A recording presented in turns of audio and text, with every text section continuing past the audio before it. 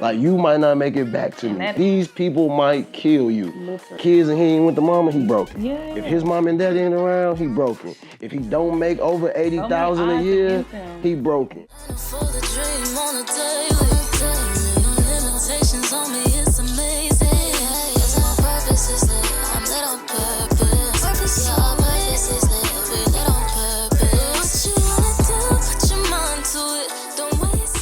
They go coming like I'm dead right now. Is your purpose lit? Oh, I'm gonna follow you just because you got that. Now this is where it gets real lit. I am your host, Bonna, and today I have Mr. Patrick Walker Reese. So excited to finally get here and talk to you. This man is a poet. He's an educator. He's a mental health advocate. We love that. And he's also a father, and I think that's the best title. But I want to ask you, instead of asking who you are, how is your purpose lit? My purpose is lit. Thank you for having me, first and foremost. Beautiful setup you had. I always tell people I'm a connector. You know what I'm saying? Like, we all get a lot of titles. You named a couple of them: poet, speaker, author, educator, mental health advocate, father being the coolest title I have. But my gift is the ability to connect seemingly unrelated things in a way that makes sense to everyone. And the ability to, I tell people, like, you might see me in Dodge City one day, and then you might see me with Freddie O'Connell one day. The duality, okay? I love it. So I think that's just, my gift. I've had a slew of life experiences that have made me be able to translate and connect to people from various walks of life. Yes. And so I truly believe that that's my purpose, is to take the things that God has placed in my life, the battles, the obstacles, the triumphs, and, kind of explain them to people in a way that allow them to navigate their own story. Yeah, make it make sense for them. I love that.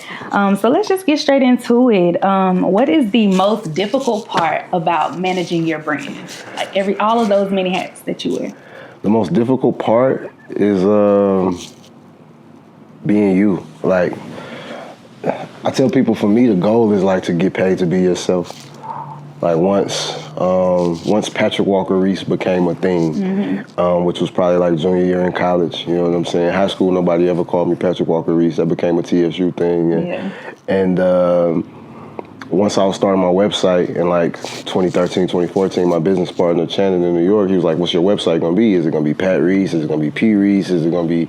I was like, bro, most of the time people just call me Patrick Walker Reese. That's so funny. Has anybody ever said, like, do they all say long-winded Patrick Walker Reese? All the time. Wow. But I tell people the beautiful thing about it is, like, if I'm talking to you, you never call me Patrick Walker Reese. But if she asks you, like, who is it? And it's Patrick Walker Reese, the show. And I tell people that because Patrick Walker Reese is a brand. It is. My daughter don't call me that. My friends don't call me that. You know what I mean? It's literally a brand. But they refer to it as a mode. Like, we might be finna go somewhere. They'd be like, hey, I'm finna do that. I'm finna put that Patrick Walker Reese on. Or I love that. And it's just a way of, for me, it's just a way of packaging, like, who you are. Yeah. And I tell people, you got whole name people, and then you got one name people, right? And so, I ask you, there's people that when we speak about them, we say their whole name every time. You know what I mean? Right? Yeah. And then there's some people that we just say their first name, and that's a different level of, like, brand recognition. And then there's some people who get away with one letter or one sound. We talked about Kanye a little earlier, but what he's always doing is kind of, shifting the brand, right? So it was like, boom, yay. Yay. So simple, and everybody knows who you're talking about. So if it gets to the point where Patrick Walker Reese becomes Patrick, that's a different level of brand, and that's a different level of recognition. It is. When you commonly know, like we could say. And we don't got to wonder. And then if it was just like, man, I was with P today. Yeah. You know what I'm saying? And they know exactly who you're talking about. Because if we with B or we with J, you know exactly who that is. And we don't have to, it's like your mind automatically goes there. And that's then when Prince went to another level, because he was like, you know what, I'm just going to be a symbol. You know what I'm saying? And the fact that everybody knows. So Prince put himself like Nike, Apple, Target, where this swoop or this circle means so much. Branding is so important, but no, I love that. Okay, cool. Okay, so how do you combine passion in real life? Only do things that you care about. Okay. speaking specifically about you, though. So, for example, like someone might ask me to come be on a podcast. If I don't care about what they're caring about, you know what I'm saying? Like when I came in here, you was burning sage. You know what I'm saying? You had a clean setup, right? Yeah. Those are things that, like I have sage on my counter in my house. Yeah. So there was already alignment there from spirituality and intent, which made it worth 3 hours on my Sunday. You know what I'm saying? And so for me, I tell people, if you only spend time in spaces that you care about, doing things that you care about, with people that you, even if you don't care about the person, you could care about their mission or their work. Absolutely. And that makes it easier to say. That's what people care about. Yeah. That's what makes people care about the person is about the work. So that makes it easier to say yes or no and to stay in your passions. I find myself if I go somewhere just for the branding or the exposure or for the money and there's no passion connected, it doesn't serve me well long term. It feels like because unaligned. Work, yeah, almost. Exactly. And you don't want it to feel like work. You want nothing to feel like work. Love that. Except for the work. Yeah. You know what I'm saying? For sure. But that makes so much sense because it's like if you don't align with it, you're literally just showing up to get paid. And you know how we feel about that. If we don't, it doesn't serve us. But anywho. All right. So what is the biggest lesson that you've learned since you started branding Patrick Walker Reese? The biggest lesson I've learned since branding Patrick Walker Reese is that you can create whatever you want.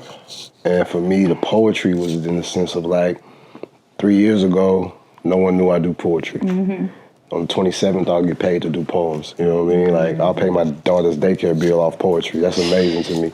And I tell people, you know, for me, early on in my journey, I was trying to hit home runs all the time. Everything had to be a big opportunity. Everything had to be, but then I started to come back like, bro, if you can teach somebody how to make an extra $50,000 in a year, that's amazing. If you need to be teaching me. Yeah, no, for real. Like, especially as full-time entrepreneurs, and I tell people like I'm a working entrepreneur, so my whole journey I've always had a 9 to 5. I've been blessed to have really flexible, purpose-driven opportunities that allow me to grow my company, Aspire, as well.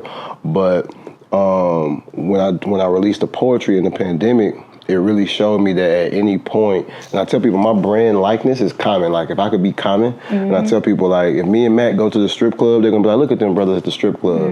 If Common go to the strip club, they're gonna be like, look at Common investing in small black businesses. That is a wild. Just because of the way Common has positioned himself, he got books, he do poems, you he don't rap, automatically look at him like he do movies. You know what I'm saying? But it's just Common. Right? And every place he places himself, there's a level of like empowerment. Common can switch who he dating.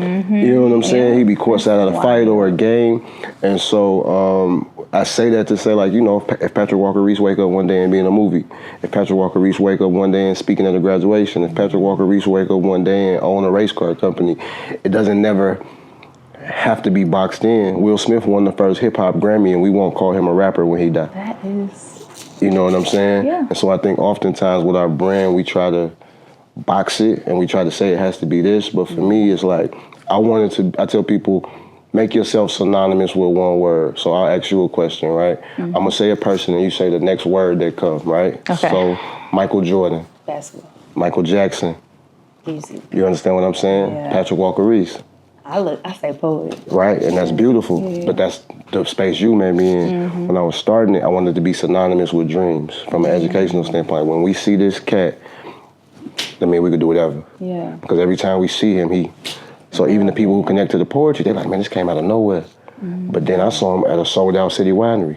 I saw him with a real album on iTunes. I saw him with 2 albums on SoundCloud. And it's like, you believe that because of the way I gave it to you. Yeah. And the way I invested in it. Yeah. And so so now you're a potter. You know what I mean? You got a podcast, you're a host, you know what I'm saying? And as you step into that, you're gonna start to see the universe kind of receive you. And so even when I hear people be like, Pat Poems, I'm like, that's 36 months old, that whole concept.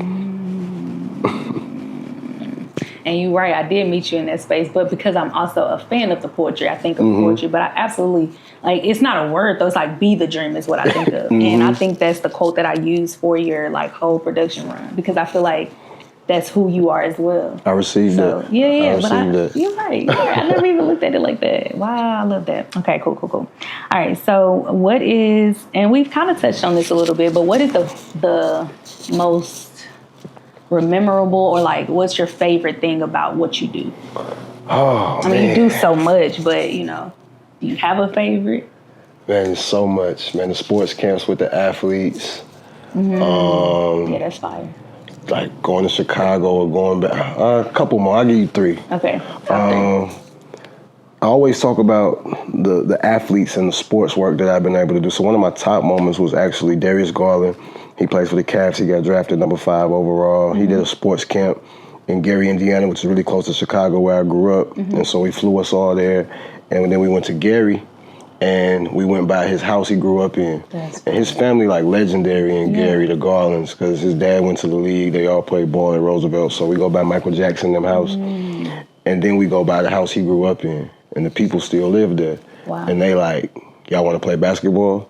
So we shirt off 3-on-3. But see, so things like that, you just feel like home. Yeah. And it's not a physical place. So for me, coming from me, it's like, man, here I am. And Darius is a good friend of mine, him and his family, Mr. Garland. But it's like, here I am from my humble beginnings with an NBA player in the home he grew up in, on the goal his dad built, and I'm here as a speaker. Yeah. You know what I mean? I tell people my gift got me closer to my dreams than, like, my jump shot would have never got me there, right? I was just about to say, but you hoop though, right? A little bit, but my jump shot would have never had me aligned with Darius. Yeah. But when I transitioned into my purpose, you know what I mean, football play, so I was able to deal with people who was at the top of their game when I was at the top of my game. So going to Darius' house was amazing.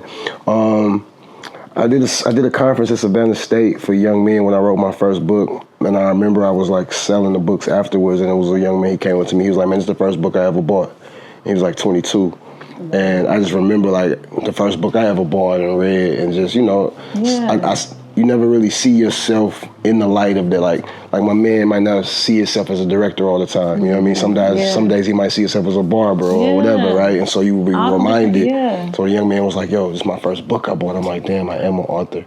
And then Not it made you think that you was an author. And then recently, I've been blessed with like the financial success and growth of my company. I think I got a line in one of my poems, like my last contract was like $52,000. And coming from $100 speeches behind Pearl Cone, that's different. To being able to grow to see like $52,000 in one contract was just one of the things where you kind of had to step back and say, thank you, God. For sure. Yeah. It's like a full circle moment, like this is what I've been dreaming for. For sure. And now I'm like living. Yeah, that's a 10, 11 year gap between the $100 and 52, but that's but okay. it was all a part of the process. 1,000%. Yeah, because you wouldn't be the person making the $50K if you didn't.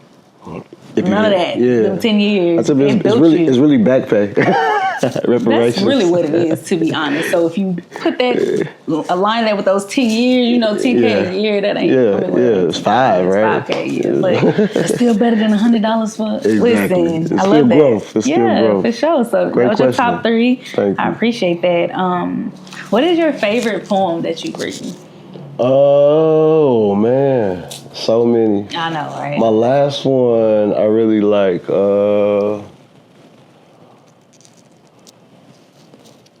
There's people around here. I do this on the daily, so a lot how my poems come, I just be talking to myself really. So I'm at my house the other day and I had some fit on. I thought I was pretty fly, and I was looking in the mirror. I was like, man, I do this on the daily. I think I should share more. And then it kept going. It's like I got people that I care about that I do not care for. It's people I don't hear from that I'm still here for. And people that want my downfall that I still cheer for. Dear Lord, protect me from all the love lost and soften all my hard talks and healing all my sore spots. And that's called More. More, okay. Yeah, that one's called More. I just released that on YouTube. But that's my favorite right now. But yeah, I got I'm pretty sure. What's so many. What's the top 2 then? That one and man, probably one about my daughter. I got so many about my daughter. Sure. But I got one that was supposed to be on an album I didn't release called The Day. And it was just like the day my son is born, I'm probably going to write a. The day my son is born, I'm probably going to write a poem. The day my daughter born, I'm probably going to buy a gun. The day my father go, I hope we going by the farm. And when my nephew go to college, probably send him in a farm. Hey. With a couple books I wrote and published sitting in his dorm and a vintage presidential on his arm. And I hope he got a buzz when they see him in the hall. Tap their dog like Jamal Smith. This summer's all in Rome. Hey, I love that one. I love that one. It's hard to call it home when it ain't something you own shit, you probably making payments on your phone. Listen. But yeah, I love that one. for sure. So more, and then what was the name of that one? That one was called The Day. The Day. Okay, Yeah. cool. I love both of those actually, but The Day is probably my favorite one. For sure. Okay, this is kind of a fun question. Okay. What is something that people assume about you that's completely wrong? Or have you even gotten any assumptions? I think people over assume that I'm a confident person. People always assume I'm confident, or I've even had people describe me as overconfident or arrogant, right? And I think, though I am confident, I think the confidence is a armor for the insecurities. It has to be though, right? Now, some people just naturally confident, right? Yeah. Some people live lives that afford them confidence. You know what I mean? I think I was tweeting the other day that most of us are more comfortable with losing than winning. Most of us, it's the winning that knocks us off our square. Like, if you get what you want. Like, if you actually get the girl you want, you're gonna blow it. If you actually get the Lambo right now, you're gonna wreck it. If you actually get the M right now, you ain't gonna pay your taxes. Ouch. You know what I'm saying? You can stay out of my business a little bit. And so for me, because we move from L to L so gracefully, the W's knock most of us off our square. So I think the biggest misconception for me is, now don't get me wrong, I am confident about the things that I've done. Yeah. I tell people all the time, confidence comes from your successes, and you feel like you could do it again. Yeah.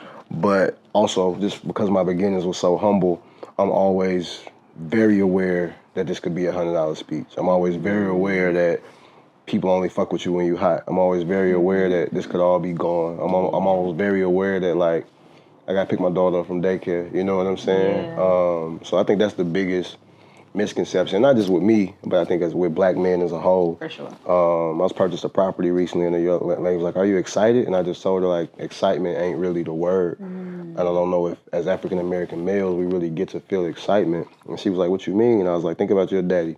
Like, everything he's excited about, there's also a level of worry that come right with it. You know what I'm saying? Like, damn, where my daughter at? What she doing? What she woo? That's something of the masculine energy that is not talked about enough. So even as I'm like, yo, I gotta buy the property, I'm also like, now I gotta get a ring light, I gotta get security, I gotta get a pistol, I gotta get the. So it's like, First of all, congratulations. thank you. But I know exactly what you mean. I was just recently having that conversation because it's an innate nature of men. Like, you can be happy, but then you think like everything else that comes along with that. And I'm gonna say this too, some men, right? Some men, they got a thing they say at the barbershop. They're like, man, you don't got big feet at the house, right? Some men have been put in situations where they don't have to take care of certain things. Yeah. You know what I'm saying? Whether the woman take care of it or whether there was somebody before them that kind of put some things in place, right? And I'm sure you've been with men that you just don't feel protected with, you know what I mean? But as a father, it's like, man, you got to think in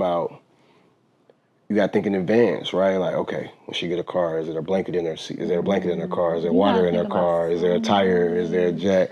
And things that I honestly didn't think about for myself or for the women I was dating until I had a daughter. And it was like, this the kind of man I gotta be. I wanna be an on-time man. I wanna be a clean man. I wanna be an honest man. Yeah. Because, like, I could be a lot of bad things, but if I'm a good dad, I could die on that hill. I know girls whose daddies ain't shit, but they love them. And I know men who are popping and their kids hate them. You know what I'm saying? Like, That's an interesting point. and for me, when I meet a grown woman who's like, I don't fuck with my daddy, and then I know this man, and I see him out, I'm like, I don't care what you got on in the club, what the chain look like. I'm like, bro, your daughter doesn't like you, bro. Like, your kids don't like you. So for me, I can put on a black tee and some Reeboks and be like, boy, You the coolest man in the world. my daughter screamed at the top of the lungs at the park today, like, man, you know what I mean? And so it was just perspective. It's perspective. It's definitely perspective. Man, I love that. That made me think of another question, but I lost it as we was talking. Okay, it'll come but back that's to you. okay. It definitely will, because it's an important question. But so every episode, I'm going to ask these 3 questions, and they are the cliche questions. Let's get it. But they're necessary, right? So I want you to choose whether you're talking to your younger self or your future self. But what's one thing that you would tell Patrick? I'll tell my younger self, start now. and no one cares. I would tell my older self, save money, and no one cares. Wow. So pretty much the same. You gonna keep that. No one cares. Wow. And the reason I say no one cares is because if I'm honest, you know, there's been decisions that I made with hesitation because of what I thought certain people might say about the decision. Same. And then when I got in it, I realized those people didn't care. That didn't give a damn. Anyway, you know what I'm saying? So, but going back to the poem, it was, you know, I got people that I don't hear from, that I'm still here for, and people that want my downfall that I still cheer for. You know what I mean? Wow. Protect me from all the love lost, because we go through these things in life. Like, who are these people? What are they? You know what I mean? So that would be what I told that's a great question. Yeah, for sure. Because I think a lot of the cliche is the younger self, but what about your future self? Like, that's who we striving to be. Like, to go, I mean, we can't do either. You know, we can't go back or we can't go ahead, because that's just room for anxiety. But to know that, like, there's a version of you that you're still aspiring to be. For sure. And so, like, can we talk about that person? Yeah. Because at least we can change it, you know, from the past version. So 1,000%. Yeah, definitely. Okay, and so the next question is, what is a piece of advice that you would give to maintain good mental health? Don't get hyped by the opportunity and pimped by the moment. My old head tells me this, and I tell myself all the time, like, you'll get gassed up. You know what I'm saying? Like, and I done met people, especially young, like I play basketball on Sundays at noon for like years, and it's just a reminder. And I'm 37, so like last week I'm arguing with this kid. I'm killing him, like three, baseline, Not right? you still playing good at 37. And it was like 4 or 5 buckets in a row, and then we get to arguing. I'm like, bro, you 25. What you think I did to you 12 years ago? And I told you better hope you look like this at 37. You better hope you move like this at 37, right? Yeah. And it wasn't in an arrogant tone. It was just like in the sense of like, it's a long way between 25 and 37. It has nothing to do with arrogance. Like, the life that you lived in those years. Come on, man. But I also, you know, I stopped eating meat. I don't eat pork. I don't eat beef. I don't eat chicken. I don't drink salt. You know what I mean? So it's a lot that gotta happen for you to be able to move like this at 37. And most at 25 ain't trying to do that. But you also in your 20s. I know 22, 23-year-olds that make 200 million, so we're not finna talk. Yeah, so I'm not gonna talk to you conversation. like you're a good basketball player. You know what I mean? What is this? And so I say that to say, I look at these guys and I laugh, because I'm like, this is the totality of your life and your experience. Sure. Like, boom, boom, basketball. Yeah. For me, this is cardio in this moment, but don't get hyped by the opportunity and pimped by the moment. Yeah. Like, you're not finna talk to me as if you're a good basketball player. We playing this the Matrix right now. I was about to say. Because when I leave here, I'm gonna go sit at a $2 million house with an NBA player who's got a Lambo cash in his truck. What are we really talking about? And if we're really talking basketball, you're nowhere near this conversation. You know what I'm saying? Yeah. But I see that happen to people. You feel so in that moment. Yeah, you walking in, you got the backpack, you got the shoes, the ball. You ready. You know what I mean? You feeling like you walking in that life already. But you so far away from, you know what I'm saying? It might take them 10 years that you was talking about between y'all age gap.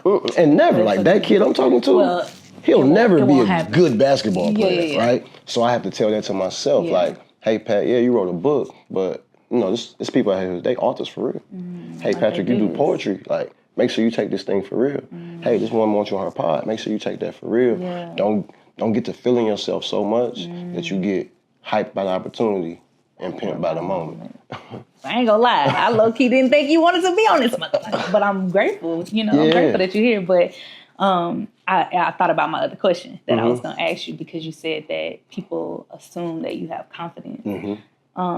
And with your answer, it made me feel as though, have you ever struggled with imposter syndrome? Yeah. That's something that kind of...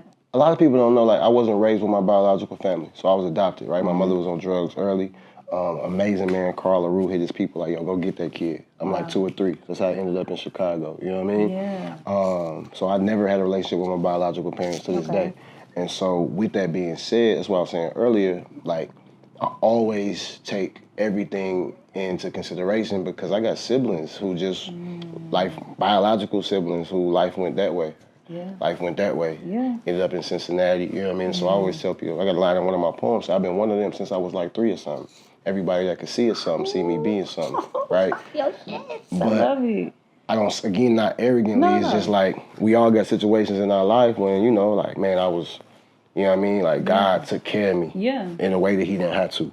People came in and took care of me in a way that he didn't have to. Why? And I tell you, that's what the Bible about. God is going to, he's showing you like, yo, it's going to be people that's doing amazing things. It's going to be people that you'll never expect that I'm going to use. And this is how they're going to treat them. And make sure y'all pay attention, because that's where my message coming from. Absolutely. So it's like, how did I end The up most with unexpected. the drug addict mama and this and that? Then I look up, boy, I'm speaking, I'm traveling all these places. And it's like, yeah, you made it through your 40 days and 40 nights. I got something for you. Because most people, they get lost in the sauce. Absolutely. You know what I mean? Yeah. So, yeah. Wow. So yeah, imposter syndrome still. So it's like even, and you like you talked about like what I be on the podcast or not. Yeah, I juggle those things because sometimes I do really big things. You know what I'm saying? Like mic me up, good light screens, but it's always about the energy and the alignment. Absolutely. I'm never overlooking. I'm like, I don't know why this young lady chose to have me. You know what I'm saying? But I'm never overlooking. Hey, if somebody wants Patrick Walker Reese there, and it's those opportunities that lead to other opportunities. Absolutely. So no, super grateful. Yeah, and light see light. I tell people that all the time. I was attracted to your light, so it's not something that it wasn't far off. For sure, I received that. Because we are in alignment, right? It was just gonna make sense. Yeah. So it's a part of the journey that we'll both be able to look at on each end. And in your credit too, I tell people it's how you do business. Like your whole setup was professional. You know what I'm saying? Like the same way I got the emails for yours, the same way I got the emails like when I was going to Fox News. You know what I'm saying? That. And I could have just DM'd you, right? But you know, because I was like, damn, I'm pretty sure. Well, I don't know how everybody do business, but I'm like, man, it seems so easy to get an interview. But then I'm like, let's see how professional they are. Yeah, you know? And that's the thing. And like, I tell people, it's not about the business, about how you do business. Yeah. You know what I'm saying? Like water is water, shoes are shoes. But when I go to Nordstrom's, half of what I'm spending on them $800 products is in service. Like, you know what I mean? Bro gave me some shoestrings, he gave you some water. You get taken care of. It's a completely different energy. And so it's about how you do business. So I appreciate your approach. Thank you. I'm glad you're here. And so one of my final pieces is to anyone listening, how can you empower them to be lit on purpose? Be lit on purpose. So in my company Aspire, we have a program and a paradigm that we call Dream Builders, right? We believe that if you dream chasing, it's running away. And if you building, it's just constant, like step by step. So we got a couple of principles that we teach, right? Vision, passion, strength, and then we move to connection, navigation, imagination. And so what I tell people how to be lit on purpose is to be very advantageous with what you write down. Create yourself a vision statement. Like, so important. I will be, and be honest with yourself. Like, yo, like this year I wrote, like in December I wrote, yo, I want 300,000. But how? So every time you write it, also write the how, right? So I did one of my partners, we did this a couple years ago, and he got mad at me because we was writing this on the board in my office, and he wrote lamb truck. And I was like, why the fuck would you write that on my board? He like, bro, like, you gonna tell me I can't get a lamb? Bro, you in a Camry, bro. Like, you finna do a lamb truck in 12 months? So even if you make 400,000, like, is that realistic? Even if you make 400,000 this year, are you gonna give it all to the Lamborghini That's people? I'm like, make it realistic. So you afford a lamb truck this year, and then that's all you need to make at least 400,000 3 times. So we're talking about you doing 1.2 or something like that in the next 12 months, and that's cool. But on that next line, tell me how. How you gonna do it? So for me, my goal this year was, I'm gonna do 300K. I'm gonna do 10, $30,000 contracts. God blessed me out the gate with a 52 ball, right? So it's that like, kind of put you ahead. So I'm down there. That's down there 2 and 1, right? So I'm like, okay, God, I hear you. Yeah. And even if I don't hit the 1030s this year, boom. Next year. So what I tell people, the best way to be lit on purpose is to write out those things that you wildly, specifically want in all areas, right? Yeah. If you want a man 6'2" with a beard, write it. If you want, write it down. If you want a car, if you want I talked to God about exactly how I wanted my daughter to be. You know what I mean? What I wanted her to, how I wanted her to operate in this universe, what I wanted her to care about. You know what I'm saying? Like, I buy my daughter shoes, but go play in them. You know what I'm saying? Like, we're not gonna idolize these things. We're not gonna put them on.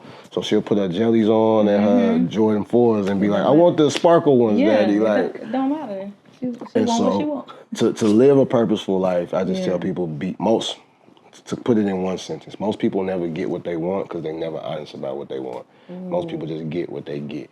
And that goes from what they live in, what they drive. Like for me, I got a Lincoln right now. Yeah. My car went down, and it bothered me every day because I'm like, I could have went and got an Audi. Right? Same money, same. All I had to do was literally walk across the street to the next dealership. But because I was in panic mode, I had to pick my daughter up, and I had a bankroll. I'm like, I just need a car today. So I'm at the lot like, this one. Wow. So you kind of did yourself a disservice. Yeah. You know what I'm saying? And I'm thankful for it. I'm sorry about that. No, you fine. I'm thankful We done. for it. Right? Look, you like, I gotta go. But you said 4:45 though. Yeah, it just come on every hour. And that's another thing I tell people. I wrote that in a book. So every hour from 6 a.m. to 6 p.m. I have an alarm that go off. And the book talks about, it was like a 15-minute manager, but it talks about how often we zone out in a day. So the alarm, every time I hear the alarm, I know an hour has passed. Yeah. So you can give certain activities. So like this interview was 2 alarms. Yeah. You know what I mean? I love that though. It keeps you on your square. And then after 6, I know that it's not. You know what I mean? It's done. You can handle that. And that's when I switch into daddy mode from 6 to 9. Even if my daughter not with me, I'm still, until she go to sleep, I'm still like, what's she doing? You got to make sure Where she at? good. For sure. It's a whole different. Call it bedtime, say after once she go to sleep, then I can go into the last part of my day from like 10 to 12 or 10 to 1 if I got some work to do. Yeah. Love that. I love that. Okay, cool. All right, so I think this is the last part for sure. So I'm gonna like put these words up, and I want you to tell me what comes to mind. So there's all of them are on here, but I need you to just look at one at a time. Okay. Okay. All right, and so you can see all of them at once, and then you can just tell me what you think of about it. Okay. Peace. It's expensive what I pay for peace. I think peace is a very important thing. I think peace is something that most of us never really get a chance to grab until we get older. And because we train to move so fast. Yeah. We train to do so much. Yeah. And peace is a very slow, a very still process. Yeah. And we've been conditioned that the hustle and bustle is the route to success. Yeah. When you meet people who got it, when you meet people with a bag, reality. The first thing they'll tell you is what they don't do. Like, hey, how are you? Oh, yeah, I don't do anything before 10. I'm doing my yoga and my coffee. I'm gonna let you know, they boundaries be so hard. On Sundays, I take my mom to church. You know what I'm saying? Yeah. So they'll let you know, like this month, I have X, Y, Z. Tuesday at 8 and the 17th at 4, right? And so I think peace is about boundaries and what you let in and what you let out and how you let it out. And so I've been very cognizant. So I've just been switching, like, I've been listening to Honcho for like 2 weeks. Yeah. And I had to tell myself, like, okay, let me get off Honcho and listen to this audio book. People don't understand that subconscious mind gonna grasp all of that. Like, all you talking about, like, slanging drugs and going to the club and doing all of this, and your subconscious gonna be, man, I want to hit the club today. And you could have went to the gym. And even a simple thing, like if I'm listening to Honcho and them Atlanta guys, when I get a bag, I'm gonna go buy some products. If I'm listening to Atomic Habits, when I get a bag, I'm gonna go put it in an account. And I'm very honest with myself because I come from the culture. So I'm very honest with myself about, like, damn, I wasn't supposed to buy them shoes. Like, damn, I wasn't supposed to do that. Like, damn, I wasn't supposed to go in there. That's self-talk, boss up on them people and buy a car right quick. Like, you know what I'm saying? Like, and so I think people have those, but they don't be honest with themselves about why did you do that? Or I see Fabulous in the fit and be like, man, I need them. And then you get like, damn, Patrick, you didn't need them. You did not need them, Patrick. You did not need them. No one, but at least you're honest with yourself, because that's going to get you far. Okay, peace. Let's go ahead and go to the next one. And again, you can answer in any order. Music, the most influential art form of all time. I agree. Hip hop specifically. But music is the most influential art form. I tell people I wrote books, I gave speeches. When I dropped poems was the first time. It blew my mind to see people like lined up to see poetry shows.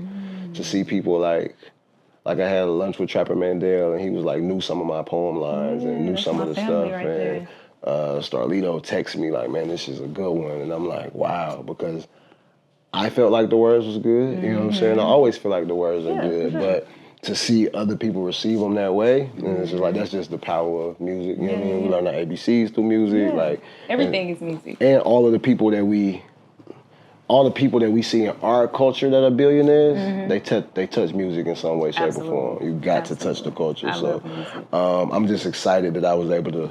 If I died today, that my thoughts and my energy is over a beat somewhere. I love that. So do you consider yourself an artist as well? Sure. Like, because there's a artist as in like author, but then like, do you consider yourself a music artist? I consider myself an artist, In period. general. Right? Gotcha. Like, in a sense of like, I'm a design the shirt, I'm gonna have the camera, I'm gonna have a book, I'm gonna have a poem, I love it. I'm gonna have a curriculum. Yeah. So yeah, like life is, I feel like we all artists. Absolutely. Some people just contract their services out at a very discounted rate to an employer. That's it. Okay. And then the last one. Intimacy. That's not love, that's intimacy. Yeah. Wow, I think everybody's like, don't take it personal. And, there's a quote that says, what's life if it's not personal? I was just about to say, I take everything. I think intimacy is what's missing from the world. I think we've been super downloaded with love, sex, and lust. But just the notion of like holding hands, hugging people. That softness. You know what I mean? Or even being able to talk about the intimate setting with no sexual connotation to it. You know what I'm saying? Like if the director came and sat right here and Shorty came and sat right here, it'd be a much more intimate interview. I think intimacy and the ability to be intimate is a very important part of your growth. Again, as a dad, I've had to navigate that. Like even sharing intimate moments with her mom, because it's important, you know what I mean? My daughter scream, my mom. I might grab her leg like Rugrats and scream, my mom, you know what I mean? Just because it's important for you to see loved ones, whether it's me going into a kindergarten room and reading in a small circle in an intimate setting, or doing a poetry show in a place that isn't as big as the museum, right? I think it's important for you to, I heard J. Cole say that he listened to his album 3 ways every time, right? He said he had to listen to it in the studio through the big speakers. He had to listen to it in the car. Oh, for sure. He had to listen to it in his headphones. And he'll go back and change things because you receive the music different. And I always thought about that, right? Because I'm like, I don't want to hear anything for the first time out loud with y'all. Oh. Like if a Lido album or a Jay-Z album came out, I don't want to sit in here and listen to it with y'all. No. I want to take it to a much more intimate space. And so to put all of your words together, I think peace is a form of music that requires intimacy. Look at you. That's that poet in you right there. I love that. How does, and this is completely not even on the cards, but how does managing your lifestyle, balancing being a dad, artist, your life, how does that affect your dating? I knew you was going to ask me that. I don't know. Intimacy, I guess I got like inspired. So honestly, like for me right now, dating is tough in the sense that if you're an African-American male and you look like something and you make a little bit of money, you have the ability to... Keep finna talk about it. You have the ability to experience a plethora of energies in a way that I don't think other people do. But as an entrepreneur and as a dad, there's boundaries that I put in, and it's very hard because you're just not gonna be number one. You know what I'm saying? Yeah. Like, I'm always buying my daughter's mom, she getting birthday presents, she getting Christmas presents, and it might be stuff she don't. I know I got a Movado watch last year that she ain't looked at. What? I know I bought her some Valentine forces that she ain't gonna wear, right? But the notion of my daughter seeing me gift that woman it's so important. 2-3 times a year, and the notion of her knowing like that it's gonna happen is important. Yeah. And it's some women that can't understand that yet.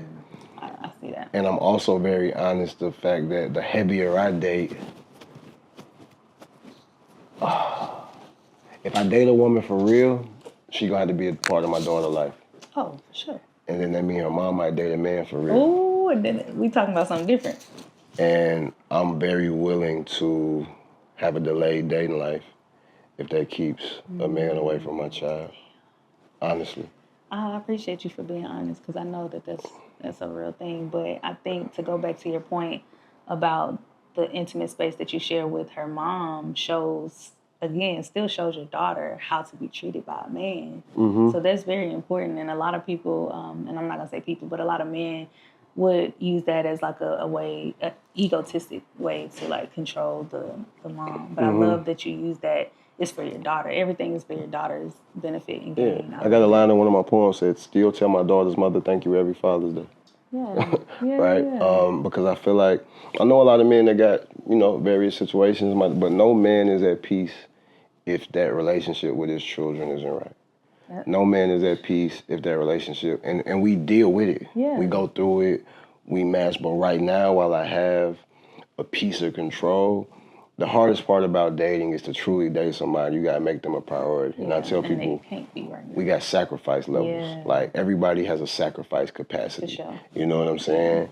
And with my age now, first and foremost, like if I don't see wife in this, it's not gonna get the it don't energy. get no life. And then lastly, on a just more like surface level, this shit is expensive, bro. Like it costs $1,000 a month to get to know somebody. Absolutely. You know what I'm saying? You gotta go on dates and then other shit that comes along with it. It's so funny. I was just telling my best friend that, and this is so funny, but I was like, I done spent so much money. I would have never spent this much money if I was dating. Yeah. And it's a real thing because I don't think we really think about how much money goes into it. I'm like, every time we go out to eat, I'm spending the nice little grip. I'm like, wait a second. And now you got the internet, so women, you'll meet women who have these like TikTok standards of things that you're supposed to do. Yeah, you know what I'm saying?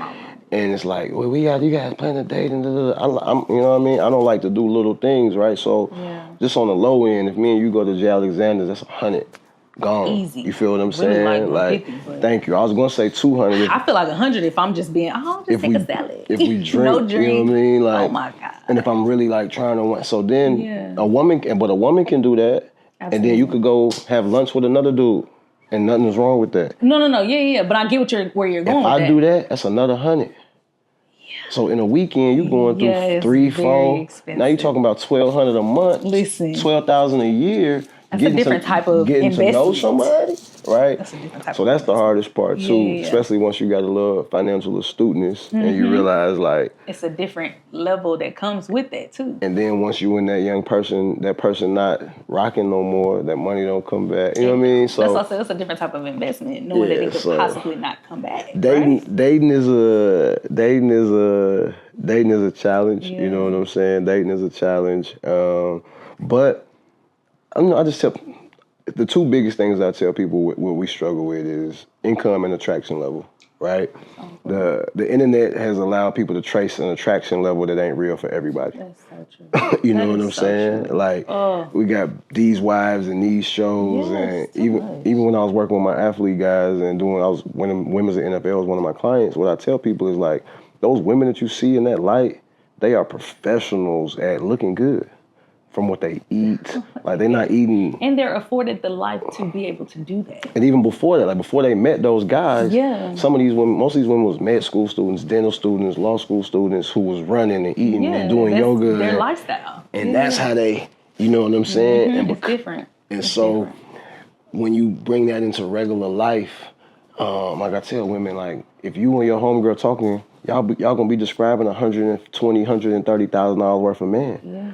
And when you talk about you want a 34, 35-year-old black man that make $100,000 and don't have no kids and this and this, like, okay, well, where they at? It's different, okay. And to go back to your point about the TikTok version of a person, my biggest thing is, and it's so weird because now that everything is on social media, but like what works for one person might not work for you. 1000%. So everybody got this idea of the perfect man, but is it really the perfect man to you? You know what I mean? 1000%. Or perfect woman to you? It's like we all have different perspectives for one and different attractions. Like everything is different. And so to be boxed into a type based on a viral video, like a guy might want to dine a woman and tell you all of the things that might not work for that one woman. She might just want to go to a picnic. And my best example, I tell people now, I think men have always been supposed to walk on the outside. Yeah. The internet has now made it a hot topic. Yeah. So if you're walking with a woman, she'll take 2 steps on the inside and then look at you and be like, you supposed to step on the outside. Oh, wait. And I always tell her, there's a whole world of women Yeah. that'll just smoothly slide on the inside and grab your arm. Just being soft. And I asked, I said, do you really think at 37, I don't know that I'm supposed to walk on the outside? If you actually thought I didn't know that, you wouldn't be here with me. But for some reason, you thought it was your job to teach me how to date you today. You know what I'm saying? That puts it in a completely different. But a woman that's really headed towards wifedom, right? Yeah. She's gonna empower that man by just a simple slide, inside arm grab, like, ooh, baby, I ain't on the outside, right? And it's the softness for me. and it's like you didn't even give me a chance. You was waiting on that because you just got done watching this video. Yeah, I was just about to say they looking. So basically, what they're doing, and I be team masculine energy all the time, but like I just feel like they looking to pick out something that they either can penalize you for or give themselves a reason to like exit. You know what I mean? I understand it, but like I said again, I got a daughter, right? And so yes, it's a different standard. Is she gonna know that the man is supposed to boom, right? Yeah, absolutely. But there's also a level of like showing that man how to treat you while empowering him. If this is a man you like for real, and that's a different, right? And that's what I'm saying. All you've shown me is that you're not interested in me. You're having basketball tryouts right now. So you got 2 or 3 guys, and whichever one fits into this box. You feel what I'm saying? Damn. Because it's like anything that I really want from you, I gotta teach you. Yeah. Ooh. You feel what I'm saying? I appreciate that because we weren't really supposed to talk about that, but I appreciate that perspective. Man, and we might have a part 2. We might have a part 2 because I think we could talk about some different type of topics, but I definitely wanted to, keep it on the mental health and the purpose aspect because that's really important to me. And I told somebody that mental health has become like a buzzword. Absolutely. But I think like as an African American male, and again, once I had having my daughter almost killed me. I was on the floor like shaking, right? While she was being born, or just the 3-4 days before, I was like losing it. Like, her grandma was like, yo, to the point where the day she was born, they was like, you gotta get out. Go to the gym, play basketball. She was born on a Sunday. They was like, go play basketball, we'll call you. You know what I'm saying? It's a different type of energy that comes with that. And so then I'm starting to call people I know that been having kids. Yeah. Oh, you been going through this. You been. Listen. And so you can relate to how other people are. That conversation around mental health, I tell everybody, if you got a black man in your life, he's not okay. He's not fine. I hate that. He's not fine. I don't even know this brother, but he ain't okay. Listen. You know what I'm saying? Well, what can we do to change that? Man, just that same thing, just really speak life, you know what I'm saying? Like me and my mom and them was joking yesterday because my brother and his girlfriend, my mom was there, and she was like, man, for your anniversary, your daddy talking about, can we get the food to go? I'm like, because he feel like if I got 3 hours, this is my only 3 hours to sit at home. Like, I don't really got to be at the restaurant. I was like, because as a man, every time I step out to my house, I got to put this armor on. So when I'm not... Being home is so peaceful. So when I leave here, I got to go to the gym, right? And I got a pro-am game, right? I don't get to cut that off. And I don't get to cut the Patrick Walker Reese off till about 9 tonight. Yeah. You know what I'm saying? Take the ball. Yeah. Finally. And when a man gets in that space, they kind of just want to be like... But a lot of men, talking about the peace, or imagine doing that all day. And then you got to come home and keep it on. You got to come home and you don't got big feet at the house. You gotta come home and you know what I'm saying? That's like and I've experienced it. And I blew it before. You know what I mean? I had somebody bringing the plate, bringing the water. Doing all of the things. And when I talk about how we fumble the W's, I'm like, why you keep bringing me food? Listen. Ice cream and cookies too? Come on, you just gotta. And you finna pick it up and wash it down. See. But you gotta teach. Yeah, for sure. I ain't never seen. I was just about to say. You know what I'm saying? So when I gave him to the like, baby, you talking about a man with no mama. Yeah, that's different. No. When the last time somebody hugged this man, and you know what I mean? And going back to your thing about intimacy, a lot of men never seen love outside of its connection to sex. That is a fact. You understand what I'm saying? And women too. Same. But we talking about men. I could go to this basketball game when I leave here. I could see you stand up. You can hug me. If you put both your arms around me and we walk away, somebody gonna be like, they fucking. It happens every day. And I tell people that's the part that we forget as it relates to men. You know what I'm saying? Because it's like, all right, boom, if I'm a man, how do I get that feminine energy that's needed in my life in a healthy way outside of sex without trying to lead? And most of us don't know how to do it. You know, so women like, he my friend. I'm like, he ain't your friend. Because if you let him, he would. My brother used to tell me that all the time because I have, and I'm still that way now because I'm just more masculine. I'm even masculine with my best friend. Like I take on the masculine role because that's just how I am. But I had so many male friends as a teenager. And my brother used to be like, man, them niggas ain't your friends. You get them one chance. And I used to be like, but they my brothers. They my friend. Damn it, all right, they your brother. And I'm like, come on. But I definitely, I see where you're going with that. And it sucks. But I would love for us to move away from sex being associated with intimacy. And so I especially with the opposite sex. One of my favorite things to do is compliment women when I'm with a woman. One of my favorite things to do, like me and you out. Yeah. Like, girl, I love how your hair, because love it's that, such an impact. You watch her face glow up because even women, if I see her and I just compliment her and it's just, she got to decipher, is this genuine? Is my number, is he going to ask me for my number afterwards? Oh my God, it's so much pressure. So my favorite thing to do is, girl, you look, and walk away.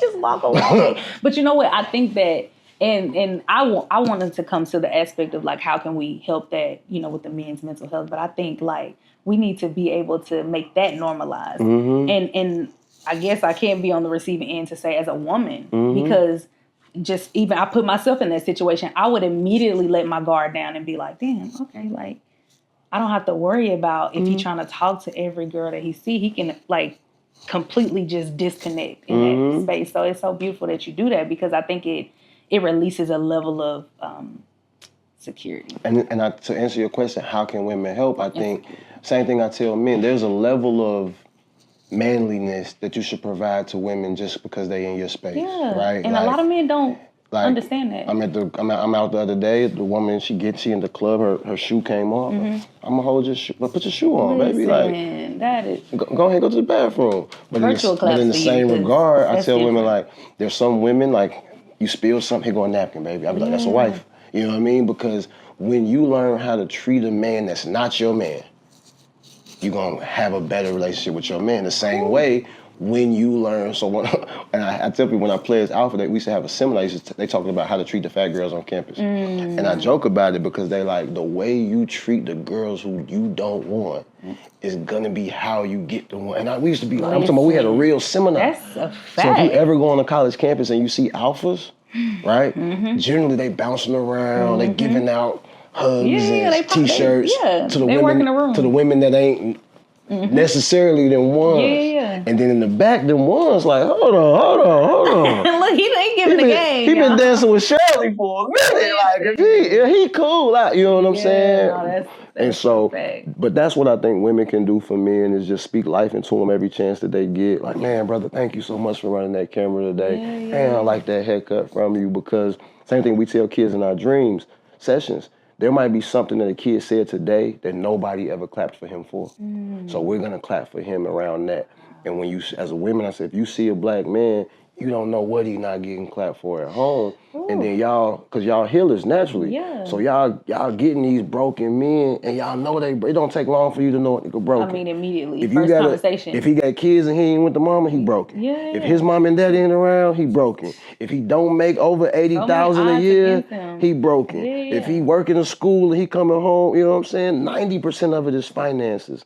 The other 20% is trying to make sure the police don't kill me when I'm in my car every day. Like I tell you, if your man get pulled over by the police, you gonna say put it on speaker. Absolutely. You're not saying want you that, to FaceTime me. You're not saying that lightly. You saying that because these people might kill you. Literally. Like you might not make it back to me. And that is a hard truth. And even as we look in this new space where women are, I don't think that women feel when you and your homegirls in your car, I don't think you feel like we feel when me and I can't get into the car 4 deep with my homies no more.